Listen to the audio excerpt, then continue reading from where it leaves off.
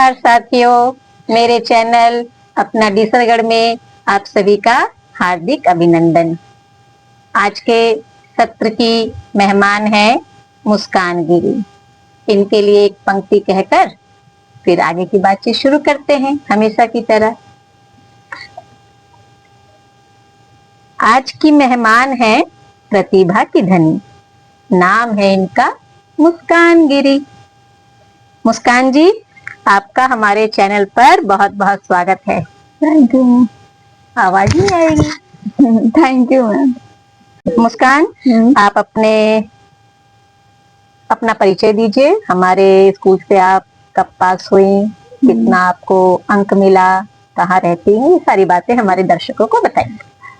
मेरा नाम मुस्कान गिरी है और मैं यही डीसरगढ़ में रहती हूँ। मैं यहीं की निवासी और मैम भी हमारे घर के पास ही रहती है। मैं जहाँ मैम पढ़ाती है पारवेलिया कोलियरी हिंदी IHS स्कूल से ही मैं हायर सेकेंडरी कंप्लीट की हूँ। मैं इसी साल मतलब 2025-2026 में हायर सेकेंडरी कंप्लीट की हूँ और मुझे बहुत खुशी है कि 12th क्लास में मेरे बहुत अच्छे अंक आए और साथ में 10th में भी हम फर्स्ट डिवीजन से पास आउट हुए थे। इसीलिए हम सबसे ज्यादा मैम को क्रेडिट देना चाहेंगे, क्योंकि एक्चुअली में अगर काउंट डाउन किया जाए तो मेरा हिंदी में सबसे ज्यादा अच्छा मार्क्स आता है 10th या 12 में। इवन 12 में 100 में 92 आया था मार्क्स। एंड मैम को सारा क्रेडिट जाता है कि वो चीजों को अच्छे से समझाती है। बहुत बहुत धन्यवाद मुस्कान। और इनसे हमें इंस्पिरेशन मिलता है एक टीचर बनने का। बहुत बहुत धन्यवाद। यहाँ पर आप किनके साथ रहती हैं? मैं यहाँ नाना नानी के साथ रहती हूँ बचपन से। अच्छा अच्छा। नाना जी आपके क्या करते हैं? इस ईयर से रिटायर किए हैं 2009 में। अच्छा अच्छा अच्छा। कितने भाई बहन है आप लोग? हम लोग 2 बहन 1 भाई हैं। बढ़िया। दीदी की तो शादी हो गई है ना? बहुत बढ़िया। अभी क्या पढ़ाई लिखाई कर रही हैं? हम अभी इग्नू से इंग्लिश ऑनर्स कर रहे हैं और साथ में ये डीलेट का कोर्स कर रहे हैं। ठीक है, शिक्षक बनना है, तैयारी इसने शुरू कर दी है। बहुत अच्छी बात है। और कह रहे हैं कि इग्नू से आपने क्यों करने का सोचा?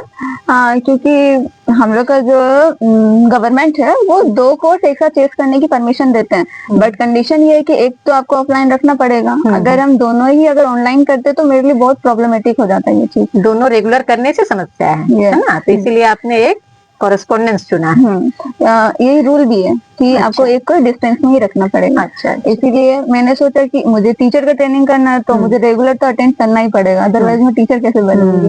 डिग्री लेने से कुछ हासिल तो होगा नहीं। इसीलिए मैंने जो इग्नू से मैंने ग्रेजुएशन करने का सोचा और ऑफलाइन डीलेट करने का सोचा। ठीक। तो डीएलएड कहाँ से कर रही है? डीलेट ये आसनसोल में बर्नपुर CN दास अकेडमी से करती हूँ। क्या खर्चा आ रहा है? टोटल फीस तो 1 लाख है।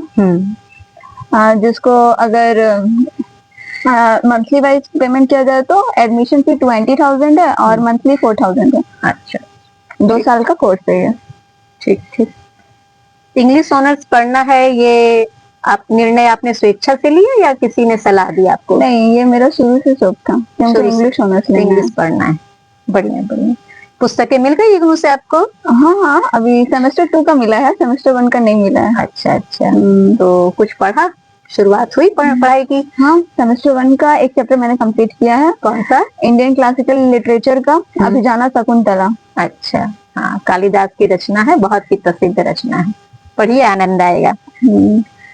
और चूंकि आप इंग्लिश ऑनर्स ली हैं, हम लोग जैसे हिंदी में पढ़े ना, हिंदी साहित्य का इतिहास, आदिकाल, भक्तिकाल, इस तरह से, तो इस तरह की जानकारी आपको इंग्लिश साहित्य के बारे में भी होनी चाहिए। ठीक है ना? तो आपको आपके पास एक हिस्ट्री ऑफ इंग्लिश लिटरेचर की अच्छी किताब होनी चाहिए।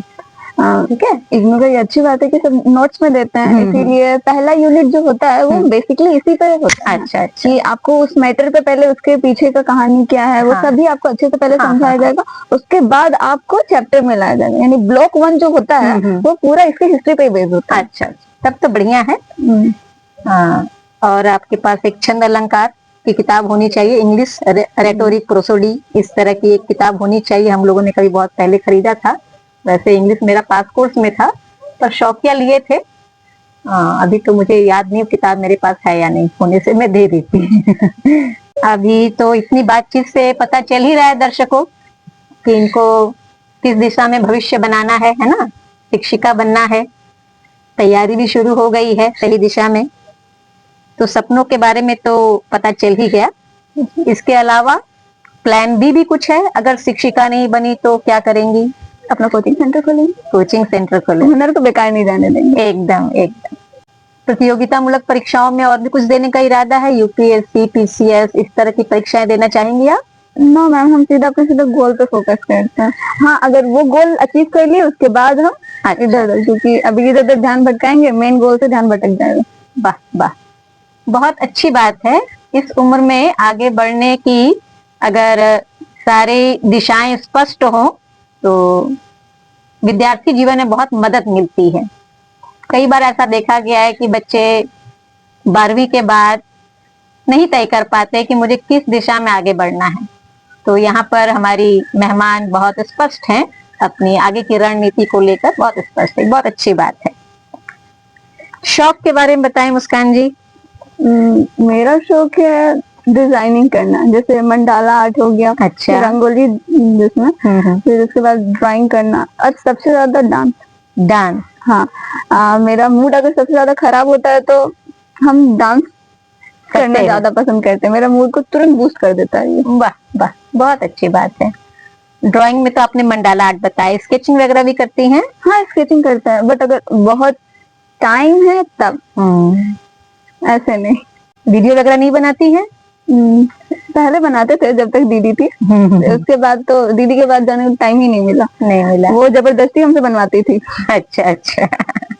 तो किस तरह का वीडियो बनाना पसंद करती थी आप? हमको जो वीडियो में डांस करना होता है, एक्सप्रेशन देना होता है, वो वीडियो ज्यादा पसंद आते हैं। अच्छा। अगर हम बोलना चाहेंगे तो बचपन में जब टीचर बनना हम डिसाइड नहीं किए थे तब मेरा शौक था कि हम एक्टर बने। अच्छा अच्छा अच्छा। हाँ, इसीलिए अपने एक्सप्रेशन पे बहुत काम किया था, इस कारण मैंने। अच्छा। और जो मुझे अभी तक हेल्प करता है। बहुत बढ़िया।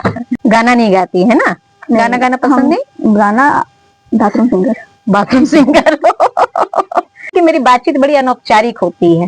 मैं चाहती हूँ कि एकदम सरल सहज ढंग से, है ना, एकदम स्वाभाविक बातचीत हमारे मेहमान करें, यही मेरी कोशिश रहती है। राजनीति में रुचि है आपकी? हाँ, अगर देखते हैं कि अपना देश में कुछ गलत हो रहा है तो मेरा इच्छा होता है कि काश मेरे पास ऐसा पावर हो कि हम इसको ठीक कर सके। मान लीजिए आप प्रधानमंत्री बन गई, तब क्या करेंगी? सबसे पहले तो मैं एजुकेशन सिस्टम पर काम करना चाहिए। क्या करेंगी आप, क्या सुधार करेंगी?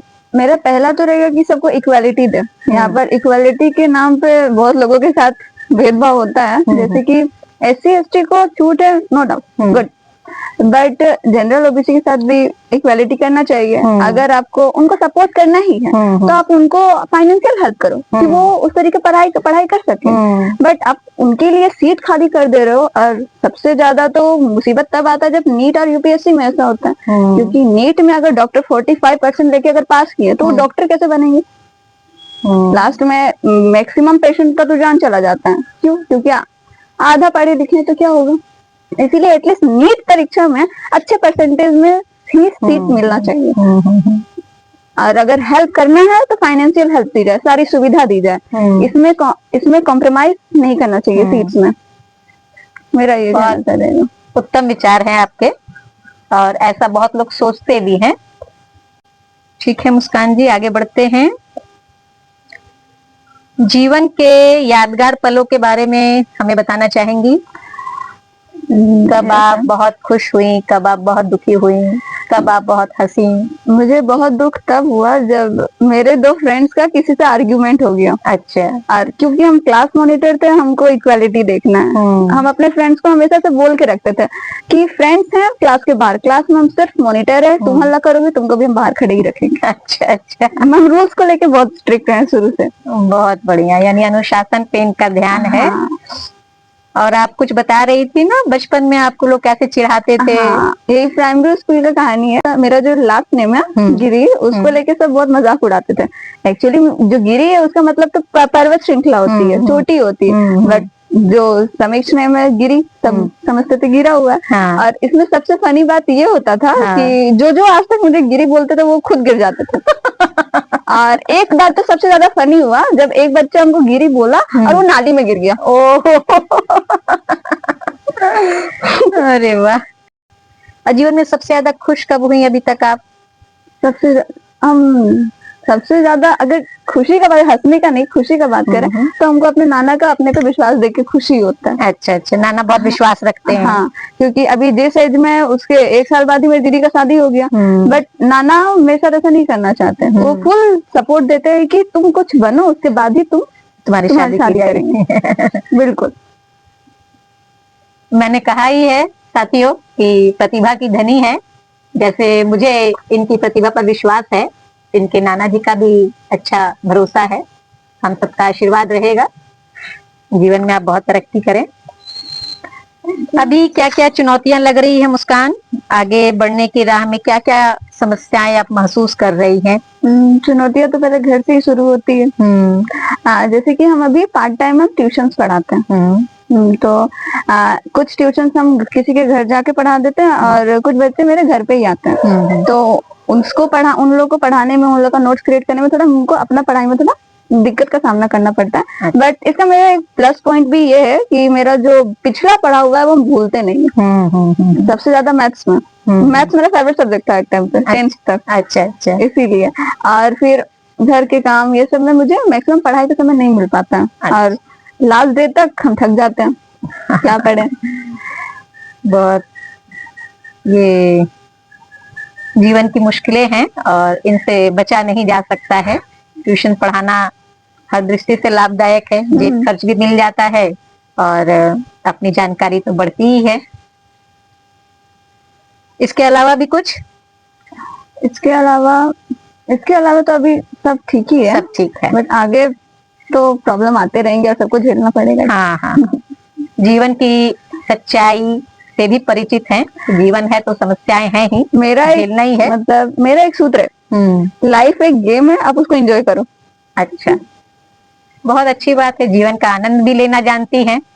तो ऐसी परिस्थितियां आसपास रहती है जो हमें बहुत ज्यादा परिपक्व बना देती है। मुझे लग रहा है मुस्कान भी ऐसी परिस्थितियों के बीच में पली बड़ी हैं, इसीलिए जीवन की चुनौतियों को लेकर कोई घबराहट नहीं है। बहुत अच्छी बात है मुस्कान। आपसे बातचीत करके हमने बहुत कुछ जाना।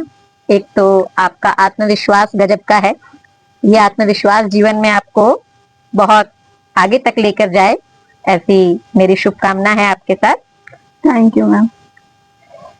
आपके साथ भी इस टाइम में, इतने टाइम बाद समय मिला आपके साथ, स्कूल खत्म होने के बाद आज जाके बात हो रहा है तो हमको भी अच्छा लगा। मेरे चैनल बनाने का मकसद भी ये है कि अपने छात्रों से भेंट मुलाकात हो जाए, एक आत्मीयता से भरी बातें हो जाए, उनके सपनों को भी एक तरह से हम जाने। तो इन सब इच्छाओं को लेकर के ही मैंने ये चैनल शुरू किया है। इस चैनल के माध्यम से किसी का कोई काम भी बन जाए तो उससे भी मुझे आनंद आएगा। जैसा कि मैं बताना चाहूंगी साथियों कि महिमा यादव के साथ जब हमारा वीडियो टेलीकास्ट हो गया, तब किसी ने बताया कि उनकी कुछ समस्या चल रही है और महिमा जी अपने ऑफिस में उसका समाधान कर सकती हैं। तो मैंने कहा महिमा जी से आप देख लीजिए, ये अगर हो जाता है समाधान तो अच्छा रहेगा। इस तरह से किसी भी दृष्टि से अगर किसी के काम आ जाए हमारा चैनल तो मुझे आनंद ही आएगा। साथियों, आज की बातचीत यहीं समाप्त करते हैं। मुझे भरोसा है आज की बातचीत भी आपको पसंद आएगी। मुस्कान जी, आपने हमें समय दिया, इसके लिए बहुत बहुत धन्यवाद। नमस्कार साथियों, फिर मिलते हैं अगले सत्र में।